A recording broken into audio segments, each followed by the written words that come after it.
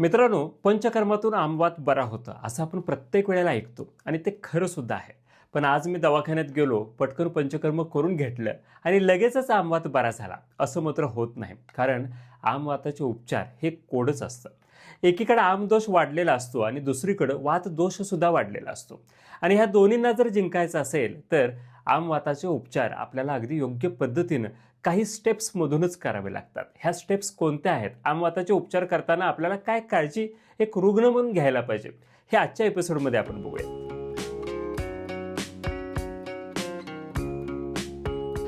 नमस्कार, मी डॉक्टर प्रसाद सनगर आणि तुम्ही बघताय श्रीकृष्ण आरोग्यवाणी.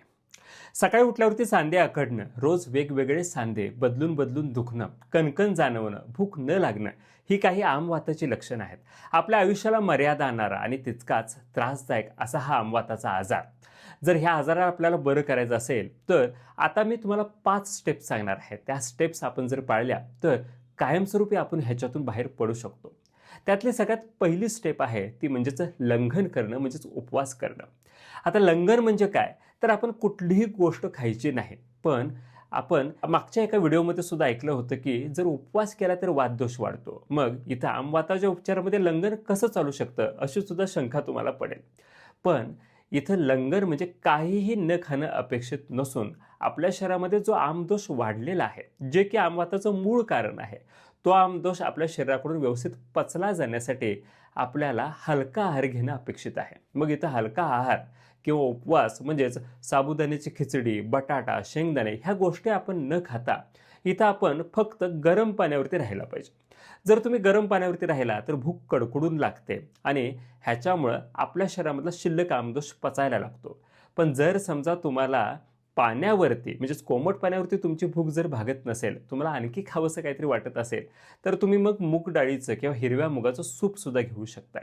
ह्याच्यावरती जर समजा तुम्हाला उपवास कंट्रोल होत नसेल तर तुम्ही मुगाच्या डाळीची खिचडी सुद्धा खाऊ शकता. जर तुम्ही अशा पद्धतीनं एक 3-4 दिवसाचं लंघन केलं तर आपला आमदोष पचेल आणि मग नंतर जे आमवातासाठी आपण उपचार करणार आहोत ते अगदी चांगल्या पद्धतीनं आपल्याला करता येतील. ज्यावेळेला आपण लंघन करतो त्याच्यानंतर पेशंटच्या शरीरातला आमदोष पचतो, त्यामुळे त्याला थोडं हलकंसुद्धा वाटतं. पण लगेचच पेशंट म्हणतात की डॉक्टर, पहिल्यांदा हे आमवाताचं दुखणं कमी होऊ दे, मग तुम्ही सांगाल ते सगळे उपचार करून घेतो. कारण तो दुखल्याला त्रासलेला सुद्धा असतो. मग ह्याच्यामध्ये त्याला इन्स्टंट रिलीफ कशी द्यायची? तर ह्या इन्स्टंट रिलीफसाठी अनेक लोक तेल लावून बघतात. पण आमवाताचं दुखणं काही तेल लावून कमी येत नाही. तर इथं स्वेदन म्हणजेच शेक देण्याची गरज आहे. शेक किंवा स्वेदनसुद्धा 2 प्रकारचं असतं. एक असतो कोरडा शेक आणि दुसरा असतो पाण्याच्या वाफेने दिलेला शेक. इथं पहिल्यांदाच आमदोष असल्यामुळं इथं आपल्याला कोरडा शेक जास्त फायदेशीर राहतो. मग तुम्ही वाळूची पुरचुंडी बांधून ती तव्यावरती ठेवून मग त्या पुरचुंडीतून शेक देऊ शकता. किंवा तुम्ही मोठं मीठ घेऊन त्यानं सुद्धा एखादा सांधा जर दुखत असेल तर तिथं शेकू शकता.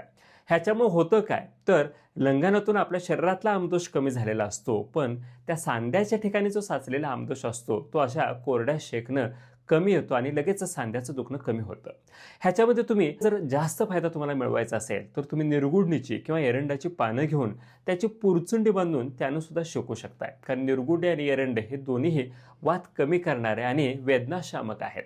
ह्याच्यामुळे तुमचा शरीरातला किंवा त्या सांध्यातला आमदोष तर पचला जाईलच, पण त्याचबरोबर सांध्याचं दुखणं लवकर कमी यायला मदत होईल. ज्यावेळेला स्वेदन केल्यानंतर सांध्याचं दुखणं थोडं कमी होतं त्यानंतर मग रुग्ण इतर औषधाला सुद्धा तयार होतो. कारण त्याच्या लक्षात येतं की ह्याच्यातून आपला आमवात कमी होऊ शकतो. आणि मग येते आपली ह्यानंतरची स्टेप म्हणजेच दीपन. दीपन म्हणजे काय? तर आमवात ज्यावेळेला होतो त्यावेळेलाच पाचक अग्नी कमी झालेला असतो. तेच त्याचं मूळ कारण असतं. आणि ह्या कमी झालेल्या पाचक अग्नीला पुन्हा वाढवण्याची प्रक्रिया म्हणजेच दीपन क्रिया. हे दीपन का गरजेचं आहे? तर पंचकर्मच्या दरम्यान आपण तोंडावाटे किंवा गुदद्वारातून बस्तीवाटे काही औषधं सोडत असतो. मग फक्त पोटामध्ये औषध सोडलं म्हणून त्या औषधाचं काम होत नाही, तर ते औषध आपल्या शरीराकडून पचवलं जाणं सुद्धा गरजेचं असतं. हे औषध जर पचवायचं असेल तर आपला पाचकाग्नी साहजिकच चांगला पाहिजे आणि ह्याच्यासाठी मग दीपन गुणधर्माची काही औषधं आपल्याला वापरावी लागतात. ह्याच्यामध्ये सगळ्यात बेस्ट औषध आहे ते म्हणजेच सुंठ. आपण कोमट पाण्याबरोबर वारंवार सुंठ जर देत गेलो तर त्या रुग्णाचा अग्नी चांगला व्हायला लागतो. ह्याचबरोबर त्रिकुटू म्हणजेच सुंठ, मिरे, पिंपळी, लसूण, गुळवेल ही औषधंसुद्धा पाचक अग्नी चांगला व्हायला मदत करतात आणि मग इथून पुढे जी पंचकर्म तुम्ही करताय ती जास्त इफेक्टिव्ह व्हायला लागतात. वरच्या 3 गोष्टी म्हणजेच लंघन, स्वेदन आणि दीपन झाल्यानंतरच मग आपण पंचकर्माकडे वळू शकतो. आता वाताचं पंचकर्म म्हटलं की बस्ती पंचकर्म आपल्या डोळ्यासमोर येतंच, पण आम वातामध्ये बस्तीच्या अगोदर सुद्धा विरेचन हे पंचकर्म करायला सांगितलं. कशासाठी? तर आपण ज्या वेळेला आमदोषाचं पचन केलेलं असतं त्याच्यातून सुद्धा शिल्लक आमदोष काही असेल तर तो बाहेर काढण्यासाठी आणि वाताचा आजार असल्यामुळे वाताला गती योग्य करण्यासाठी सुद्धा आपल्याला विरेचन हे पंचकर्म जास्त फायदेशीर राहतं. मग इथे विरेचन करत असताना आपल्याला स्निग्ध विरेचन म्हणजेच ज्या विरेचन पोट साफ करणारी औषधं जी आहेत ती गुणाने स्निग्ध असणं गरजेचं आहे आणि ह्याच्यासाठी आपल्या डोळ्यासमोर एकच महत्त्वाचं औषध येतं ते म्हणजेच एरंडेल तेल. आयुर्वेदामध्ये म्हटलंय सुद्धा आम वात गजेंद्रस शरीर वनचारिणः एकमेव अग्रणी हंती एरंड स्नेह केसरी. म्हणजेच जंगलामध्ये मस्तवाल हत्ती जसा फिरत असतो तसा आपल्या शरीरामध्ये आमवात फिरत असतो आणि ह्याला जर जिंकायचं असेल तर जशी सिंहाची गरज असते तसंच एरंड स्नेह ह्या हत्तीला, ह्या आमवात रूपी हत्तीला जिंकण्यासाठी काम करतं आणि म्हणूनच इथं तुम्ही एरंडेल तेलाचा वापर करू शकता. कसा करायचा? तर संध्याकाळी 5 ते 10 मिली आणि जर जास्त गरज असेल तर तुम्ही थोडा डोस वाढवून 15 ते 20 मिली एरंडेल तेलसुद्धा घेऊ शकता. कोमट पाण्यातून, कोऱ्या चहातून किंवा गरम दुधातून सुद्धा. जर तुम्हाला हे घेता येणं अवघड वाटत असेल तर तुम्ही भाकरीच्या किंवा चपातीच्या पिठामध्ये मळतानाच 2 ते 3 चमचे एरंडेल तेल टाकून जर ती चपाती भाकरी खाली तरीसुद्धा पोटामध्ये एरंडेल तेल जातं आणि गरजे एवढं विरेचन ह्याच्यातून होतं. आणि यानंतर येते आपली 5वी स्टेप, ज्याच्याशिवाय आमवाताचीच नव्हे तर कुठल्याही वाताच्या आजाराची चिकित्सा अपूर्ण राहते, ती म्हणजे बस्ती. बस्ती म्हणजे गुदद्वाराद्वारे पक्वाशयामध्ये औषध सोडलं जातं. मग ते औषध काढा असेल तर त्याला आपण निरूह बस्ती म्हणतो आणि तेल असेल तर त्याला आपण अनुवासन बस्ती असं म्हणतो. आपल्याला माहिती आहे की पक्वाशय हे वाताचं महत्त्वाचं स्थान आहे. अपानवायू हा वाताचा सगळ्यात मोठा प्रकार हा ह्या पक्वाशयामध्येच असतो आणि त्यामुळं पक्वाशयातला वात जर कमी झाला तर इतर शरीरामध्ये पसरलेला सगळा वातदोष लवकर कमी यायला मदत होते आणि म्हणून बस्ती चिकित्सेतून जर आमवाताचा शेवट आपण केला तर आमवात आपण कायमचा बरा करू शकतो.